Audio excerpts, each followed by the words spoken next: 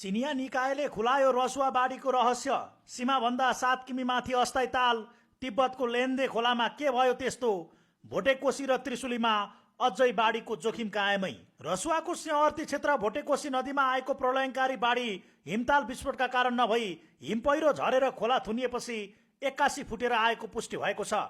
चिनिया जल तथा मौसम सम्बन्धी अधिकारीहरूले राष्ट्रिय विपद जोखिम न्यूनीकरण तथा व्यवस्थापन प्राधिकरणलाई उपलब्ध गराएको आधिकारिक सूचना अनुसार नेपाल चीन सीमाभन्दा करिब 5 देखि 7 किलोमिटर माथि लेन्दे खोलाको माथिल्लो जलाधार क्षेत्रमा खसेको विशाल हिमपहिरोले नदीको बहाव थुनेको थियो।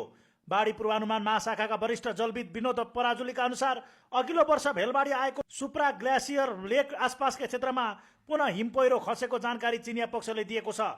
हिमपहिरोले नदी थुनिएर बनेको अस्थायी ताल अचानक फुट्दा तल्लो तटीय क्षेत्रमा ठूलो परिमाणमा लेदोसहितको बाढी सोझिएको हो। यद्यपि जोखिम अझै टरिसकेको छैन। चिनिया अधिकारीहरूले पठाएको पछिल्लो सूचना अनुसार नदी थुनिएको स्थानमा जमेको पानीको ताल अझै पूर्ण रूपमा खुलिसकेको छैन।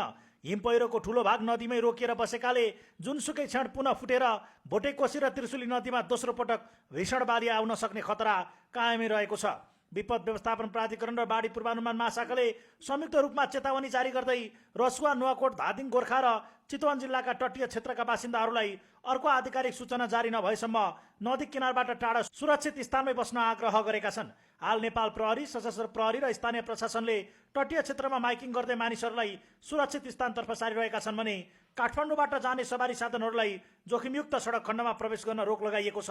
सरकारले उद्धारका लागि हेलिकप्टर सहित सुरक्षा संयन्त्रलाई उच्च सतर्क हाई अलर्ट अवस्थामा राखेको छ।